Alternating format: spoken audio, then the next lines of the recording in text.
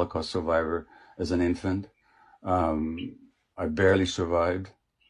My grandparents were killed in Auschwitz, and most of my extended family was killed. I became a Zionist. This dream of the Jewish people resurrected in their historical homeland, and the barbed wire of Auschwitz being replaced by the boundaries of a Jewish state with a powerful army. And then I found out that it wasn't exactly like that. That in order to make this Jewish dream a reality, we had to visit a nightmare on the local population. And there's no way you could have ever created a Jewish state without oppressing and expelling the local population. Jewish Israeli historians have shown without a doubt that the expulsion of the Palestinians was persistent, it was pervasive, it was cruel, it was murderous, and with deliberate attempt. So that's what's called the Nabka in Arabic, the disaster or the catastrophe. There's a law that you cannot deny the Holocaust. But in Israel, you're not allowed to mention the Nabka, even though it was at the very basis of the foundation of the state. I visited the occupied territories, Russell, during the first Intifada. I cried every day for 2 weeks at what I saw.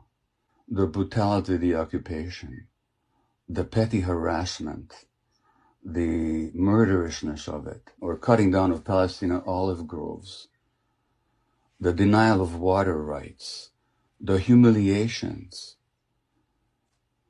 And this went on, and it's much worse now than it was then.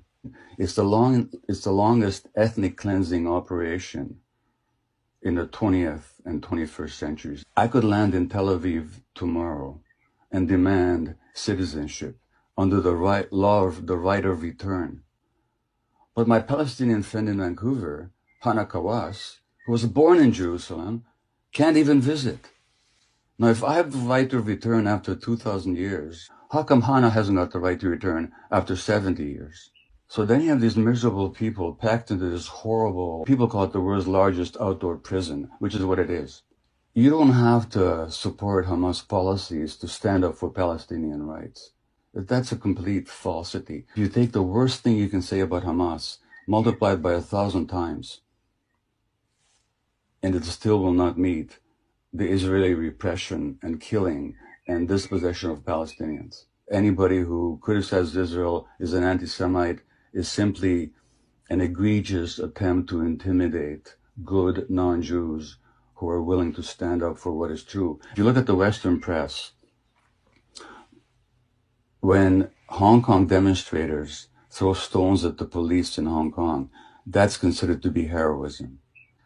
When in Myanmar, the demonstrators throw slingshots at the army, at the oppressive army, they're considered to be heroes in the Western press.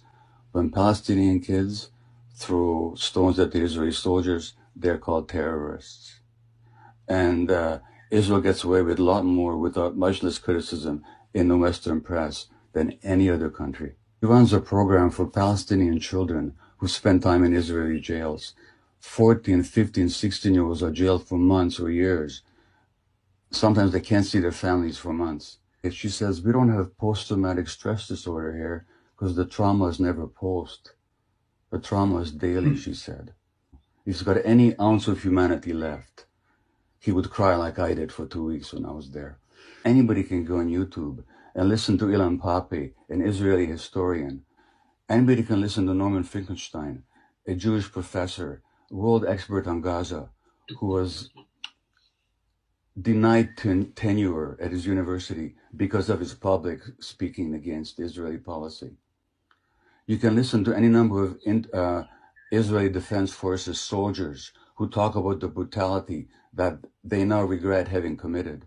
You can listen to Israeli pilots who talk about why they refuse to fly over Gaza because of the atrocities they're made to commit. You can get all the information you want. So if anybody these days doesn't know, it's not because the information is not available. And none of that excuses not knowing truth and this deliberate attempt to silence anybody who speaks, Jewish or non-Jewish. And I really wish that non-Jews of goodwill would stand up against the calumny and not be intimidated by this charge of anti-Semitism. I really wish that. And it's not a question of being pro-Palestinian. It's a question of are you in favor of justice and liberty and freedom and truth, or are you not?